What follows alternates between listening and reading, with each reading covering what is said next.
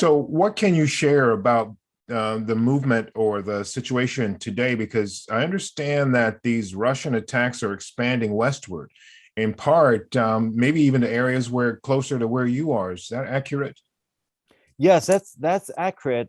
Actually, as of earlier this morning, there was missile strikes launched at the airport in Lutsk, which is the city northwest of Ukraine. This is one of the. It's close to border with Poland and Belarus, and some missiles hit the airport.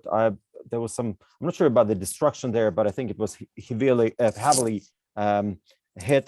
4 days ago, there was a similar attack on an airport in Vinnytsia, which is, I'm kind of in the middle between these two locations right now.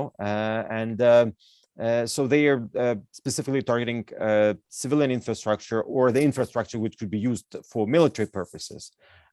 But apart from that, we see deliberate attacks on the civilian population, which is going on in different cities. Currently, the biggest problem is with the city of Mariupol on the Azov Sea. It's under siege. People have no electricity, no water, no heating. It's 400,000 people, over 500,000 people there are trapped. Very few people were able to evacuate. They tried to arrange several safety routes, and every time it was arranged, there was a disruptions, and the Russians would not stick to the agreement for the people to leave. 2 days ago, it was yesterday, they bombed a maternity hospital there. 3 people dead, 1 child dead. I mean, it's really harrowing what's going on there. I think if it goes on like that, we're going to see another Srebrenica there in Mariupol, because the damage which is inflicted upon the civilian population is staggering, and it just. Why are they doing that? It also similar things happening in Sumy and some other cities in Ukraine. I think it's very clear they want to intimidate civilian population, put more pressure on Ukraine's political leadership to surrender and give up, because when you are for 9 days trapped without water, heating, or electricity, and you are shelled continuously, you're ready to agree to anything to make it stop. And this is one of the tactics that they're using. Also, there were discussions yesterday between the Minister of Foreign Affairs and Lavrov, negotiations in Antalya. I think it was a total failure of what happened. They tried they also talked about some humanitarian corridors which could be provided, but it was the level of the meeting. It was the highest level of the meeting that we've had since the outbreak of the war. But it didn't bring any result. It didn't look like Lavrov came there to negotiate. He used that platform to again communicate some ridiculous allegations. So it actually turned out to be better and beneficial to the Russian side than to the Ukrainian side, because he had lots of international media there, and he was talking about things that we never attacked Ukraine. It's a special military operation. It's not an invasion. And actually, Ukrainians are designing or developing biological weapons along with Americans, and they're getting ready to attack us. And this is very, very worrying, because if they are saying that, we don't know what they're going to use against us. Will they do the same they've done in Syria, where they use chemical weapons? We don't know. They've used cluster bombs already. They used this what is called thermobaric bombs as well. Both are banned by international conventions. So will they use chemical weapons now? They were talking about the dirty bomb earlier. Again, why would they talk about that? To preemptively then use actually those weapons against us? Very likely. So the sources that I've been speaking to here in the U.S. and in some other places as well suggest that Russia's trying to blame Ukraine and the U.S. and the West for these chemical weapons, because they themselves are planning to use them. And that's what they do. They just blame other people for what they do. But I'd like to ask you, how would you assess the Ukrainian military's needs and ability to fight Russia right now? We need support to defend ourselves from air, and we don't have sufficient air defense systems. we need planes, we need jets, we need actually something to protect our sky. JJ, it's still there. You know, we've been discussing it already for 10 days, and we are not getting it. And I think this is very sad, because we need this systems, and we need somebody to protect the sky, because they keep on shooting missiles at us. I don't know what the number is according to Pentagon as of today. I think there are over 700 missiles already been launched at Ukraine, and there will be more coming. Continuous shelling. We can resist them on the ground, but we need some protection from air. And it's my understanding that Ukraine has several squadrons of aircraft that they aren't flying because of concerns about Russia maybe shooting them down. I know you have limited information that you can share on any of this because you're, as you said, not in the military, but you are a spokesperson. But is there any information around you or that you've heard that suggests that Ukraine is not willing to fly its planes because of concerns they'll be shot down? Unfortunately, I cannot answer this question. I just don't know the details. I don't want to mislead you or your audience on this. Sure. Okay. So what is then the state of Ukraine's Air Force? Can you say to what degree? We know that they've scored some big victories over shooting down Russian planes, et cetera. How would you assess, or what do you know about Ukraine's capabilities in the air at this moment? Look, they are there, but they are still limited, and we definitely need we need more jets that we could probably use. And of course, a lot of discussion here was all around that initiative of Poland to transfer some of them Soviet-made jets over to Ukraine, but then it was mooted by the Pentagon for the reason that it was not, properly, I guess, discussed. And kind of this idea is kind of stalled. We don't know where it's going to go. So they Post made a public declaration saying, look, we are ready to transfer the jets to the US base in Germany, and from there they could be taken to Ukraine. There was somebody sent me a message, and that this is quite interesting. Something which happened, I think, during the Second World War or something, when Americans, it was still before America stepped in and joined, it was before the Pearl Harbor and kind of their neutrality that was there. And they were also providing some planes to Canada. And somebody sent me a story, it's like an anecdote, that they would bring those planes to the border, and actually those planes had to be dragged to Canada, so that they are not being seen as if they are participating in the Second World War. I'm not sure if you've heard this kind of story. Yeah, I did. And I will tell you this as well. There is the possibility also of making transfers at sea, which again, sort of fit into that idea that you're talking about. I think there are ways to do this. I do think, though, what the big concern in the US right now, Vasyl, is what will Russia think? And interestingly enough, a number of generals in the US are retired generals who used to be NATO supreme commanders are now saying, look, and it's exactly what you said earlier when we spoke. This is going to be a NATO affair sooner or later. We should get in, these generals are saying, sooner to save more lives in Ukraine. Exactly. And that's also my feeling, because Putin will not stop there when he's done with Ukraine. He wants to test NATO. He wants to actually make a point. He sees the weakness of NATO. And actually, he's achieving many goals if he takes over Ukraine. Because look, right now, there are over 2 million Ukrainians already in the EU. If he takes over Ukraine completely, there will be 20 million of the Ukrainians in the EU. This is going to cause a major problem in the EU countries, and most of which are NATO member states. And that's going to make them weaker, because they'll have to digest and work with those refugees, get them. It's going to be probably the worst situation ever since the Second World War in terms of what we are looking at.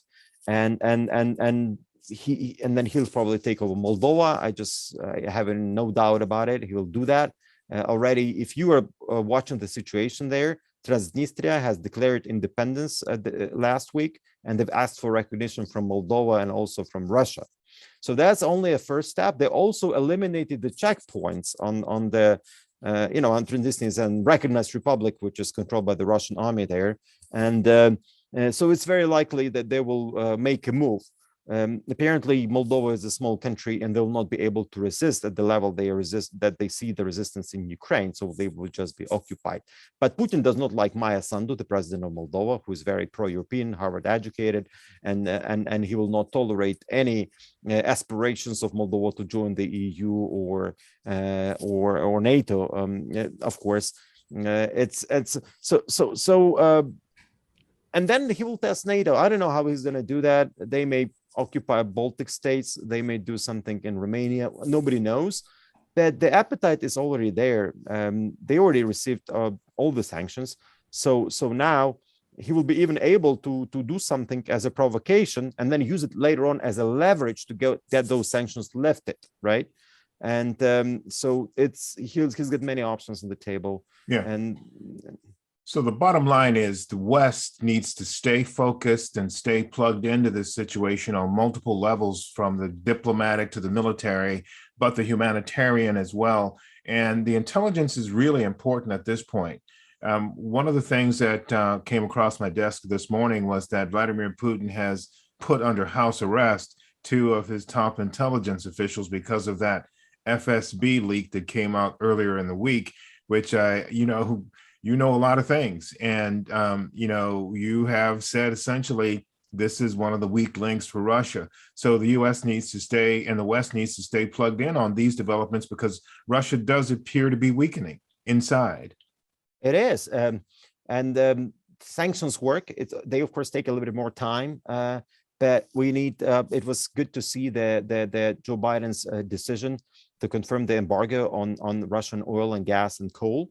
And I hope more countries will be able to follow the same suit. Also, now seeing that the Russian president is now investigating all the money, doing the audit on the work of different intelligence agencies which were working on Ukraine for the past 8 years. Apparently, lots of money has been put into that work, and the reports that he was getting were not accurate. And this is what he's now trying to figure out. A lot of people are fired, maybe some are even under the arrest, as you mentioned. That's a good sign for us. We're happy to see that. Ukraine destroyed the myth of this almighty Russian armed forces. They're not almighty. They're corrupt. There was even a report today I've seen that additional armor for the tanks that they claimed that they probably procured for the Russian armed forces, but they've inserted these pieces that are used for packing eggs, and there was like really some interesting pictures which I've seen on the Ukrainian Twitter about this, but which tells a lot actually about the state of that military, and of course. When you're reading Ukrainian news, you get a feeling that we are scoring some victories all the time. But in terms of the sheer size of the Russian armed forces, it's of course they're much bigger, and they have more capabilities, and they will be able to draft more people. There are already reports that they may start mobilization in Russia and bring in more personnel to Ukraine. I mean, bring more military forces to Ukraine. What else? But go ahead. Let me just finish up here. I know you got to go, and I've been wanting to ask you this particular question. What is it, finally, just briefly, what is it that the U.S. and the West are not asking or talking about that's important to Ukrainians at this point? What's crucial for us is we need to see the West getting this. I mean, to step in. Then something needs to be done. We expect more support for Ukraine. We expect more assertiveness, more confidence in confronting Russia. I think that the idea that everybody is so scared of Putin, everybody is scared of a potential nuclear war. Of course, they are all legitimate, but at the same time, by demonstrating the constraint, the NATO is demonstrating its weakness, and this is what Putin likes. Look, in Syria there was a confrontation between the Americans and the Russians, and what happened? Nothing happened. Nothing happened. He just said, "Oh, those were not, military. It was a private army. We don't care." They were just killed immediately, by the Americans. You remember that case, and nothing happened. You see, so it just there was also a case when Turkey shot down a Russian jet. Yeah, there was some political kind of talks about this, and Russians were unhappy, but nothing really happened, right? So when you demonstrate thanks to Putin, he, as we can see, I mean, that's, of course, he's got the nukes, but at the same time, he's losing the ground. We see more opposition there within Russia, and I hope it will only intensify, because at the same time, he wanted to revive the Soviet Union, and during the past 2 weeks, where he brought the Russian economy, I think that was the quickest way of how he could take it back to the Soviet Union, several weeks, and it's going to be like in North Korea in terms of the level of sanctions which are imposed on Russia, and what's going to happen to the country. That's, I just, it's so difficult to comprehend what was the rationality of this whole ordeal, and how he is planning to hold Ukraine. JJ, I really have some, I don't understand how he would do that, because I even read a report today, somebody published how many law enforcement he needs to be able to hold Ukraine. And there was a calculation made according to the population, and that was a number of 6 million people need to be brought in to take control of the country and keep it like, permanent. Yeah, it's there's no logical, functional way to do that. And I've heard that from, numerous experts, including yourself. There's absolutely no way to do this. He's going to need things that he doesn't have, and then, of course, holding Russia together at the same time. So this is, I was talking with a former head of CIA in the US earlier in the week, and he said, Putin's going to lose. It may take some time, but he's going to lose because he just doesn't have the resources, and people just aren't interested in this war. So, Vasyl, thank you so much. I appreciate everything you've shown us and told us. Thank you for your time. We hope you stay safe and hope we can stay in touch. Absolutely. Thanks a lot for having me, and I'll speak to you later. Okay.